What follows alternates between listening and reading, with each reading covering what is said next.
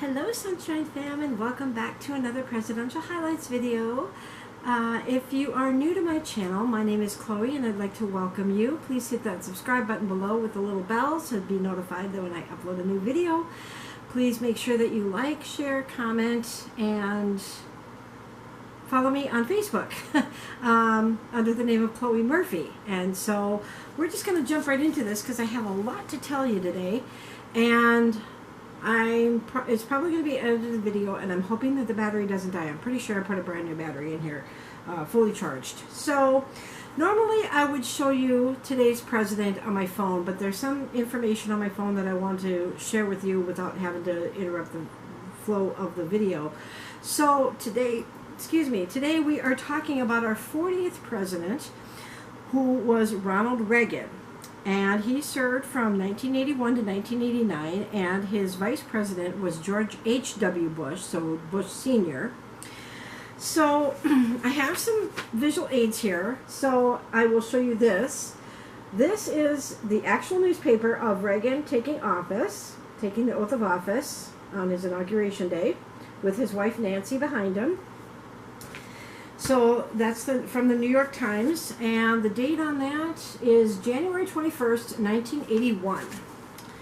So let's just jump right into this. January 20th of 1981, 52 American hostages in Iran. Now, if you remember in my last video with Carter, there was 52 hostages that were being held by Iranian thugs, I guess you could call them. And on day 444, all Americans were released. Now, technically, because this was on the this showed January 21st, Reagan was inaugurated, and normally the inaugurations take place on the 20th of January, but there's been certain times, and I'll share that information with you in just a moment.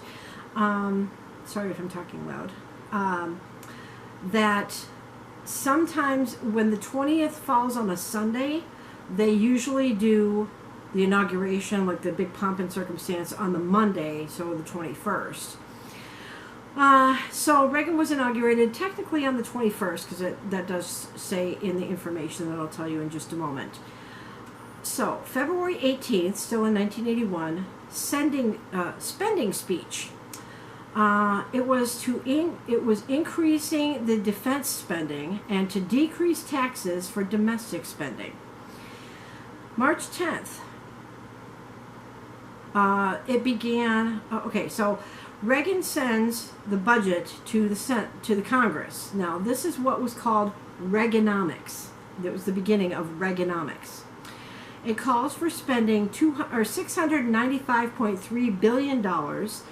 It projected the deficit of $45 billion, and it includes funding cuts for 200 programs. March 30th, Reagan was shot in the chest. Now, I thought this happened later in his presidency, but John Warnock Hinckley Jr. was outside the Washington Hilton Hotel when Reagan came out from giving a speech. A Secret Service man, Jerry Parr, shoved Reagan into the waiting car when the shots rang out. Secret Service was there, and they apprehended Hinckley right away because it was all being filmed. Press Secretary James Brady, Secret Service agent Timothy McCarthy, and Washington, D.C. officer Thomas Delante were shot and seriously wounded. And that is how the Brady Act started. Now, I'm going to put a link in the description, a video link in the description of this event from YouTube, that you can, please go down to my description. It's something you guys never do. So please go down to my description, read my descriptions on my videos, and find that link. I'm going to have two links in there, so this will be the first one, and then I'll put the second one. When I get down to it, I'll tell you which one that link is going to be too, because there's two links I'm going to put in there.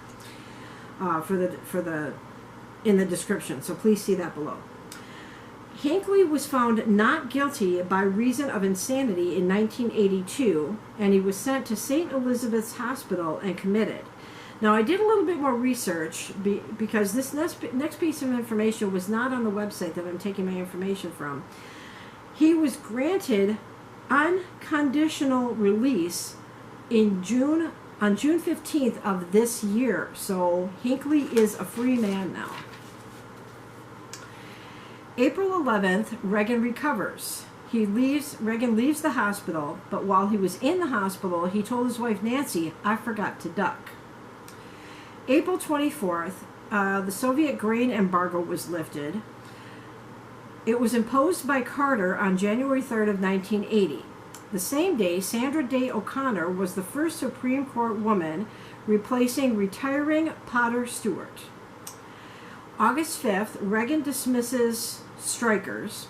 13,000 PATCO air traffic controllers were on strike, and he said it was a violation of federal law against industry strikes.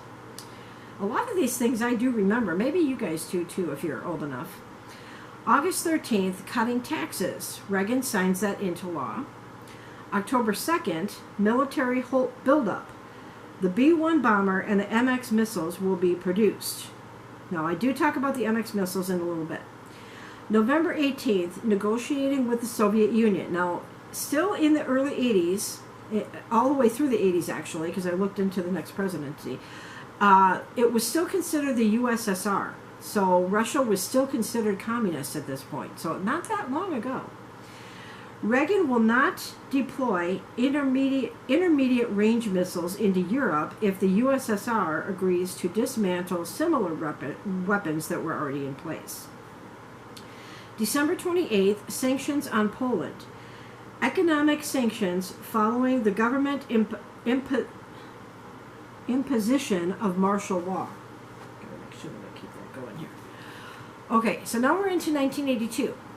January 26th, Reagan delivers his State of the Union. It calls for a new federalism. It advances less federal funding and more state initiative to solve social economic problems. And the same day, Reagan addresses Parliament. He's the first president to address the combined houses of Parliament. He sides with Britain in the Falkland Islands conflict with Argentina. And for those of you who watch The Crown, I think that's kind of how The Crown started out, or somewhere towards the beginning of the TV show The Crown. So that's what that's all about. June 11th, Reagan visits West Berlin. The city was still divided after World War II, so the Berlin Wall was still in place.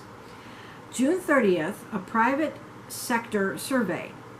It establishes that the presidential private sector survey on cost control through the Executive Order 12369. September 3rd, Tax Equity and Fiscal Responsibility Act. Reagan signs the TEFRA. 1983, January 5th, gas tax increase. There was an increase of 5 cents per gallon. I should have really looked up to find out how much gas prices were back then. Definitely not the way they are now, but gas prices are starting to go down in the Twin Cities anyway. They're at $3.69. January 25th, Reagan's second State of the Union. He calls for a freeze on domestic spending and an increase on military outlays. March 23rd, Strategic Defense Initiative. The SDI, it's also called the SDI, it was an attempt to create high-tech anti-ballistic missile shield, and it protects the U.S. from a nuclear attack. April 20th, the recession ends. The gross national product, or the GNP, has a dramatic growth in its first quarter. The same day, the Social Security reform becomes law.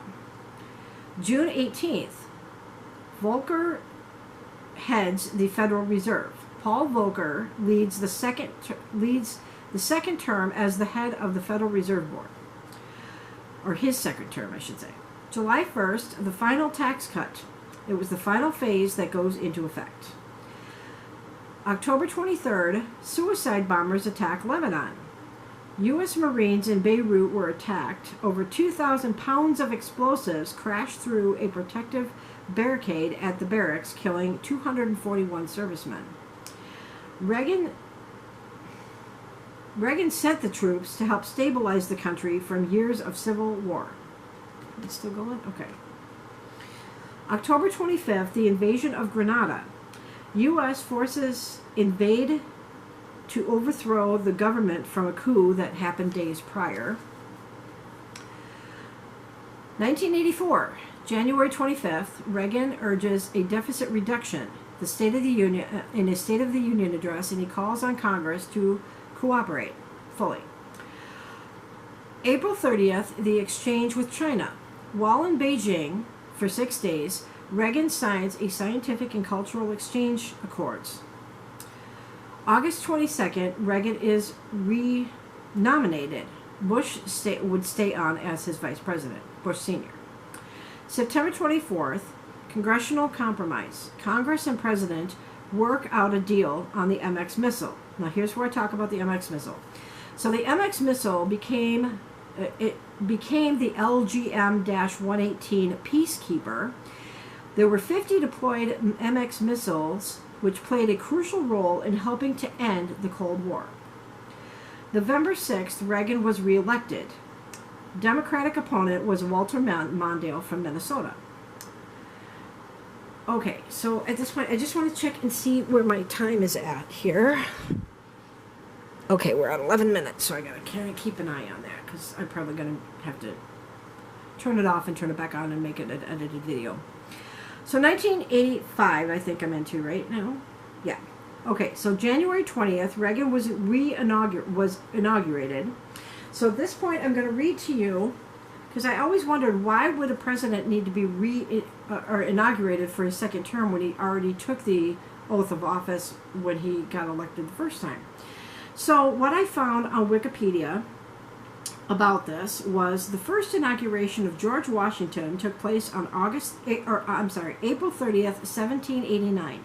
All subsequent public inaugurations from 1793 until 1933 were held on March 4th, except in 1821, 1849, 1877, and 1917, when March 4th fell on a Sunday and the public inauguration ceremony took place on Monday, March 5th. Since 1937, it has taken place at noon Eastern Time on January 20th, the first day of the new term, except in 1957, 1985, and 2013, when January 20th fell on a Sunday. In those years, the presidential oath of office was administered on that day privately, and then again in a public ceremony the next day on Monday, January 21st. The most recent presidential inauguration was held on January 20th, 2021, when Joe Biden assumed office. So they do say that at the beginning of every president's term of office that they are inaugurated again, even if they've served before. So in FDR's case, he had to do it 4 times. So that's that. Okay. So I looked it up. I wanted to know why they had to re-inaugurate him. So February 6th, back to 1985. February 6th, the farm credit crisis. Actually, you know what? This was from 1980. Oh, that was 81. Okay, never mind. Okay, the farm credit crisis. It poses a serious threat to the U.S. agriculture, and it eases rules on loan guarantee program, but rejects provisions for additional funding. May 1st, the embargo on Nicaragua, an attempt to undermine the Sandinista government. It was later found as a violation of international law. The same day, Reagan attends a cemetery ceremony, in Bitburg Military Cemetery in West Germany to lay a wreath there. 200 German soldiers, including 49 members of Hitler's SS, are buried in that cemetery. July 13th, Bush acting president. He was the acting president for 8 hours while Reagan has a malignant polyp removed from his colon. The same day, South African sanctions. It limited economic sanctions after South African government declares martial law. November 19th, Reagan and Gorbachev hold a summit. Soviet Premier Mikhail Gorbachev It was the first meeting of the heads of states since 1979. December 12th, the Graham-Rudman bill. It was a deficit reduction bill. So at this point, I'm going to stop my video and then I will turn it right back on. Hold on. Okay, so now we're starting again. So now we're into 1986. January 28th, the space shuttle disaster. This, for some reason, was not on the website, and I consider this a very key moment because I remember exactly what was happening that day. Here is an actual newspaper of the shuttle explosion. So here's the information about it. 73 seconds after the liftoff, the Challenger explodes. I was actually going to Brown Institute at the time to become a TV radio broadcaster, learn how to do that. I remember that day very well. It was the first teacher in space, Krista McAuliffe, and she was on board. The O-ring failed to seal on the right SRB, or the solid rocket booster, due to cold temperatures. Now, I did look this information up. The air temperature that morning was 62 degrees in Florida, but the launch pad had been covered in ice from the night before because it was freezing cold that night. All 7 astronauts died upon impact with the ocean. They did not die in the initial explosion because they have audio recording of some of the astronauts in the cockpit that broke apart from the. It was like the whole capsule broke apart from the rest of the shuttle, and you could hear somebody say, "Oh my God, here comes the water." And when they recovered the astronauts' bodies, they found that some of the life support systems were turned on, and they had to be turned on from the person behind them. And that would not have been turned on for any reason when they were lifting off. So somebody behind them had to turn on the life support system. So they were alive until they hit the water, which is unfortunate. So that, for some reason, that was not even in the website that I took it from, but I had to include that. June 17th, the Chief Justice Warren Burger retires. William Rehnquist replaces him with Anthony Scalia as Associate Justice. October 11th, Reagan and Gorbachev meet in Iceland, and the name of the city was Reykjavik. October 22nd, tax code was revised, and that was signed into law. November 4th, Democrats gained the seats. It was the first time in Reagan's tenure that both houses are mostly Democrats. And it's funny that we're talking about that with the election coming up. November 13th, U.S. illegally sells arms with Iran, or to Iran. Congress was made aware of the secret sale of arms to Iran, but the administration denies that it was an attempt to free the hostages. November 25th, funds from illegal arms deal was diverted. This was known as the Iran-Contra affair, so maybe some of you have heard of that. $10 to $30 million was diverted from Iran to the Nicaraguan Contras. November 26th, the a commission was appointed to investigate the Iran-Contra affair. It was called the Tower Commission, and Reagan ordered the administration to fully cooperate. Lawrence Walsh was appointed the special prosecutor for criminal wrongdoing. So now we're into 1987, February 3rd, Water Quality Control Act. Sorry, I was writing this really fast, so as you know, my writing is horrible. I say that in a lot of these videos. Congress overrides the president's veto, and it allows the EPA to regulate pollutants into U.S. waters, or in the U.S. waters. February 26th, the Tower Commission concludes its report and finds no criminal wrongdoing of the White House. But they were still suspicious of or critical of his administration. March 4th, Reagan takes responsibility for the Iran-Contra affair. He claims he didn't know. Was he another Nixon? Watergate, remember that? June 12th, the Berlin Wall speech. This again was also not in this It was not in the description of the key events from the website I take it from. So Reagan delivers the famous "Tear Down This Wall" speech in Berlin in front of the what was the gate that I even watched the video. So that will be the second video link description in the description below. So you can watch that video too. November 18th, Congress issues the Iran-Contra report. It states that Reagan must take ultimate responsibility. December 7th, which I find interesting because this is 1987, so this is what, 40 years after, no, 46 years after Pearl Harbor was bombed. Gorbachev and Reagan signed a treaty for immediate range nuclear forces treaty, and they met in Washington, D.C. 1988, January 29th, Reagan prohibits abortion assistance. Now, this is an interesting one. I don't really want to get into this. There's a lot of talk now about the Roe v. Wade being overturned, and with the election coming up, there's a lot of talk about abortion and stuff like that. I really don't want to get into that. It's a very touchy subject with me, but I'm just reporting the facts. The federal funded family planning centers, it prohibits the federal funding family planning centers to women seeking abortions. May 29th, Reagan visits the Soviet Union. It was the second time he went there. August 15th, Republicans nominate George H.W. Bush, H.W. Bush, I think, and Quayle. So, yeah, George H.W. Bush Sr. and Dan Quayle would be his VP, Vice President. November 8th, Bush was elected, and he defeats Democrat Michael Dukakis. I wonder if Olivia Dukakis was his wife. I didn't look that up.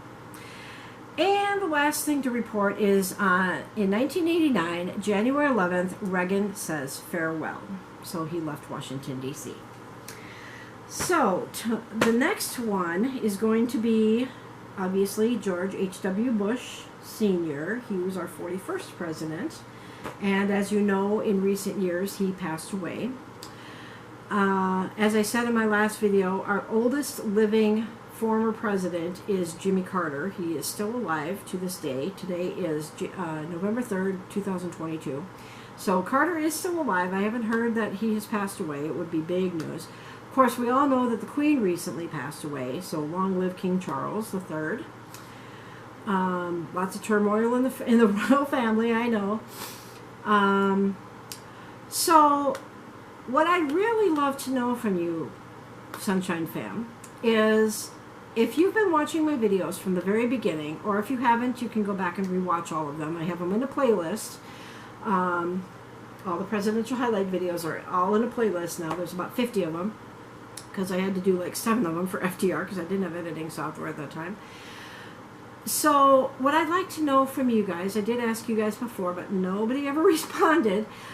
I would like to know who you feel, from George Washington up to Reagan now, who you feel was our greatest president, or presidents, if you feel there was more than one, and what you think made that president or presidents great and what they did in their term of office. I'd be really interested to know your thoughts on that and what you think of this Presidential Highlights series, which is quickly coming to an end. We've only got about 5 more presidents to go, because Biden is number 46, and so I'm getting there. I should have had this done a long time ago, probably even before Trump was out of office, but I'm getting there. It's just I've been really busy with work and everything. So anyway, please leave your comments below on who you think the best president or presidents were, and what you feel made them a great president or presidents. And yeah, I'd be really interested to know your thoughts on that. So thanks for joining me today for Ronald Reagan, our 40th president. And we will see you guys on the next one for George H.W. Bush. You folks have a sunny day. Bye.